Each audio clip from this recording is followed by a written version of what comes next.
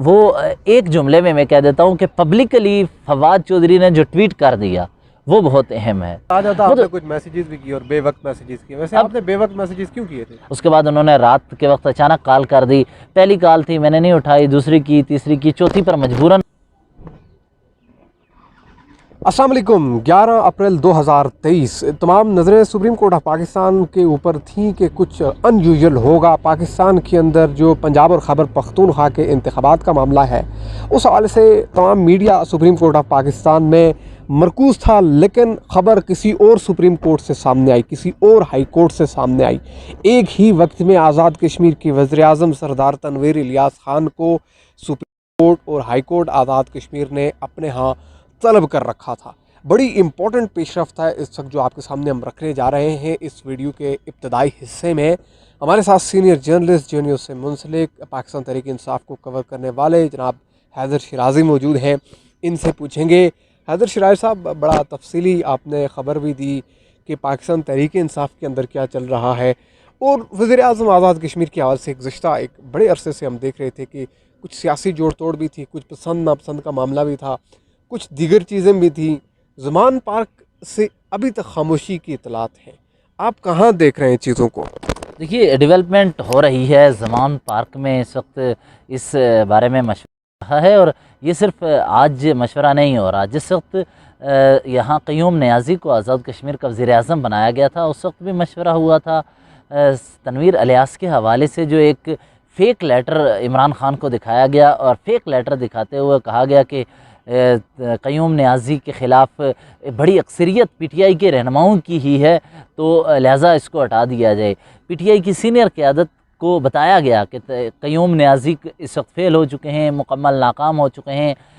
P T I کی senior قیادت کے پاس ایک فیک فہرست پہنچائی گئی۔ یہ تمام تسلسل ہے ہر چیز کا۔ اب اس کے بعد کیا ہوا کہ آپ کو یاد ہوگا کہ آزاد کشمیر کے سابق وزیر اعظم قیوم نیازی نے اسلام آباد میں ایک پریس کانفرنس کی تھی، جس میں انہوں نے ذکر کیا تھا کہ میرے ساتھ وفا نہیں کی گئی۔ پارٹی کے 5 وزراء کو انہوں نے برطرف کر دیا تھا، جس میں تنویر الیاس تھے، جس میں ماجد خان تھا، اور ماجد خان کا کردار تو آزاد کشمیر کی سیاست میں آپ خود جانتے ہیں کیسا کردار رہا ہے۔ اب کہانی یہ ہے، اس دوسری طرف پی ٹی آئی کی قیادت تنویر الیاس کے گزشتہ 2 ماہ کی کارکردگی سے خوش نہیں تھی۔ ایک طرف گلگت بلتستان کے چیف منسٹر خالد خورشید، جن کے ساتھ ابھی ہماری نشست تھی، جنہوں نے آج بھارت کے سری نگر میں ایک کانفرنس کا ذکر کرتے ہوئے بات چیت کی، پریس کانفرنس کی، اس کے بعد ہماری ان کے ساتھ گفتگو بھی رہی ہے۔ وہ ان کے بارے میں جب میری شاہ محمود قریشی اور اسد عمر سے بات ہوئی تو انہوں نے کہا کہ میں نے کہا کہ یہ دیکھیے نا، ایک طرف گلگت بلتستان کے چیف منسٹر جو آپ کا پارٹی ورکر ہے وہ آپ کے لیے مشکل وقت میں سٹینڈ لے رہا ہے، کیا وجہ ہے کہ آزاد کشمیر کے وزیر اعظم نہیں ہیں؟ اس پہ شاہ محمود قریشی نے کہا کہ غلطی تھی۔ اسد عمر نے بھی کہا کہ ہمیں قیوم نیازی کو بدلنا نہیں چاہیے تھا۔ میں نے کہا کہ بحیثیت صحافی سوال پوچھا، کیا وجہ ہے کہ یہ آپ کے ساتھ کھڑے کیوں نہیں ہیں؟ انہوں نے کہا کہ جس وقت تنویر الیاس کو وزیر اعظم بننے کے لیے اس نے کوشش کی تو ایک خاص میڈیا کے ایک خاص حصے کو انہوں نے استعمال کیا، کمپین شروع کی گئی ان کے حق میں، اور اس کے لیے تنویر الیاس کو وزیر اعظم بنانے کی ابتدا صرف یہ نہیں ہوئی کہ انہوں نے جیتا اور قیوم نیازی کو ہٹانے سے ابتدا ہو گئی تھی، بلکہ پی ٹی آئی میں جس وقت وہ آئے تھے تو اس وقت پی ٹی آئی میں آنے کا مقصد اور پی ٹی آئی کے ساتھ جدوجہد کرنے کا یا پیسہ لگانے کا مقصد ہی یہی تھا کہ آزاد کشمیر میں وہ وزیر اعظم بنے۔ اس دوران میں نے یہ دیکھا، ہم سب نے دیکھا، قیوم نیازی کا نام آیا تو اس وقت انہیں بہت زیادہ پریشانی ہوئی، اور اس وقت پی ٹی آئی کے درمیان تقسیم یہ تھی کہ قیوم نیازی کابینہ کا اجلاس بلاتے تھے، دوسری طرف تنویر الیاس اپنا پارٹی کا اجلاس بلا لیتے تھے۔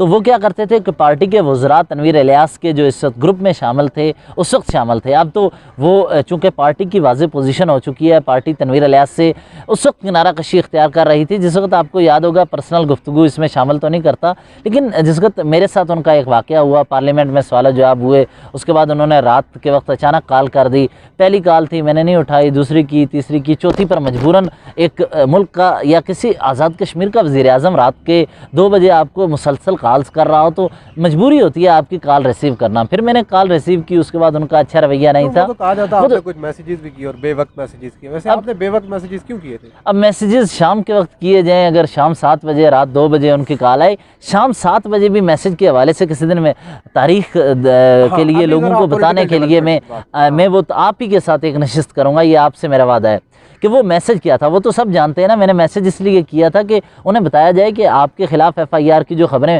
انہی کا ایک گروپ, انہی کے ساتھی بھی انہیں بتا رہے تھے, جھوٹ بتا رہے تھے, تو وہ انہیں میں نے صرف اتنا میسج کیا کہ آپ کے جو FIR سے متعلق خبریں وہ غلط ہیں. میں نے اتنا میسج شام کے وقت کر دیا. رات 2 بجے ان کی مسلسل کالز آنا شروع ہوئیں. میں نے نہیں کال پہلے 3 اٹھائی, لیکن چوتھی کال پر مجھے یہ احساس ہوا کہ ریاست کا وزیر اعظم ہے, مجھے کال کر رہا ہے مسلسل, تو میں نے کال ریسیو کی. اس کے بعد انہوں نے پہلے بات کی اچھے طریقے سے. اچانک موڈ ان کا اس وقت تبدیل ہوا جس کو تو انہیں پتہ چلا کہ میرا تعلق بھی اس خطے سے ہے. تو انہوں نے سوچا کہ کیسے ہو سکتا ہے کہ میں وزیر اعظم ہوں اس خطے کا. اچھا, فی الحال میری شاہ محمود قریشی سے تفصیلی گفتگو تھی, وہ تقریباً 1 گھنٹے تک ہماری گپ شپ ہوتی رہی. جس دن پارلیمنٹ وہ سپریم کورٹ میں ایک اس سلسلے میں عمران خان کے حوالے سے اور پنجاب میں الیکشن کے حوالے سے معاملات تھے, اس وقت بھی میری اسد عمر اور شاہ محمود قریشی وہ دونوں موجود تھے. دونوں کی موجودگی میں میری بات چیت چل رہی تھی ان سے. اسد عمر سے میں نے بات کی اس سلسلے میں کیا ہوگا مستقبل میں, انہیں لایا جا سکتا ہے یا نہیں لایا جا سکتا. تو میرے حساب سے PTI کے لیے تنویر الیاس رہیں یا نہ رہیں, وہ جہانگیر ترین ثابت ہو رہے ہیں. وہ بالکل آئسولیٹ ہو جائیں گے, وہ انہیں تنہا کر دیا جائے گا. ان کے صاحب کا تو پروفائل پھر بھی ڈیفرنٹ ہے, وہ ابھی ذاتی کردار بہت اچھا رہا ہے, بڑا مثبت رہا ہے, اور کچھ اور چیزیں ہو رہی ہیں. یہ تو ڈیفرنٹ ہے, یہ آئسولیٹ ہو جائیں گے. لیکن کہانی یہ ہے کہ آئسولیشن میں بہت سی چیزیں ہیں. اچھا, اس بیچ میں آپ کو پتا ہے کہ پچھلے دنوں میں کوئی FIR کی خبریں بھی تھی, تو وہ پتہ یہ چلا کہ جو AJK کا الیکشن کا پروسیس تھا, تمام تر چیزیں تھیں, اس میں جو فیملی ایسٹس استعمال ہوئے, دیٹس وائی فیملی کے اندر کچھ ریزرویشنز آئیں, اور پھر انہیں بزنس سے بھی وہ پرسنل فیملی کے ایشوز بھی چل رہے ہیں. لیکن اگر سیاسی معاملات دیکھے جائیں تو اب اگلا وزیر اعظم کون ہوگا, ایگزیکٹلی اگلا وزیر اعظم کون ہوگا, یہ بہت اہم ڈیولپمنٹ ہے.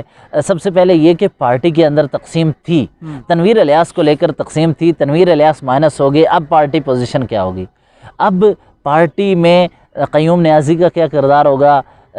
بیرسٹر سلطان کہیں نہ کہیں ہمیں نظر آتا ہے کہ وہ پارٹی کے حوالے سے کچھ ایسے فیصلے لیتے رہے جس کی وجہ سے پارٹی کی سینئر قیادت ان پر اتنا اعتماد نہیں کر رہی اس وقت جس وقت ہم بات کر رہے ہیں. این ممکن ہے اگلے 2 دن میں وہ فوراً ایکٹیو ہو جائیں. دیکھیں کہ تنویر الیاس کیونکہ سائیڈ لائن ہو گئے, تو وہ پارٹی کو ایک مرتبہ پھر اپنے پورے کنٹرول میں لانے کے لیے دوبارہ کم بیک کریں. اس ڈیولپمنٹ کے بعد بھی آپ کی شاہ محمود قریشی صاحب سے بات ہوئی ہے, مین آرگنائزر ہیں وہ, ظاہر ہے کیا کہہ رہے ہیں. فواد چودھری, شاہ محمود قریشی, اسد عمر یا PTI کی سینئر ترین قیادت, ان کی جانب سے دیکھیں وہ ایک جملے میں کہہ دیتا ہوں کہ پبلکلی فواد چودھری نے جو ٹویٹ کر دیا وہ بہت اہم ہے. انہوں نے کہا کہ آپ نے غلطی کر دی, آپ معافی مانگ لیں, اور سپریم کورٹ کو کہا کہ آپ معاف کر دیں, ہوتا رہتا ہے. تو اس کا مطلب ہے وہ کہنا چاہ رہے تھے کہ آپ معافی مانگیں, ٹھیک ہے, اور پھر آپ آئسولیٹ ہو جائیں گے. وہ ہو گئے عدالت کے ذریعے.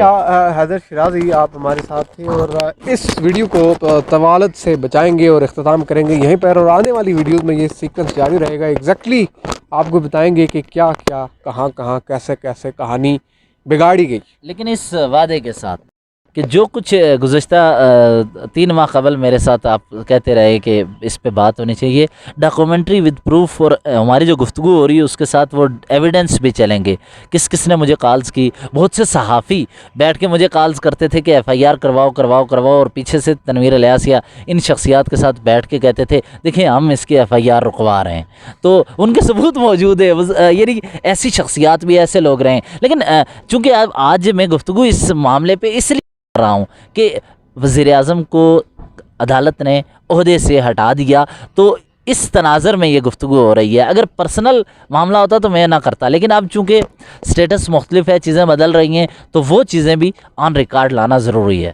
تھینک یو ویری مچ جی. اگلی ویڈیو میں, ہماری اگلی نشست میں آپ مزید ڈیٹیلز جان سکیں گے. ہمارے پلیٹ فارمز کو ضرور سبسکرائب کیجیے اور اپنی قیمتی آراء سے ضرور آگاہ کریں. اللہ حافظ.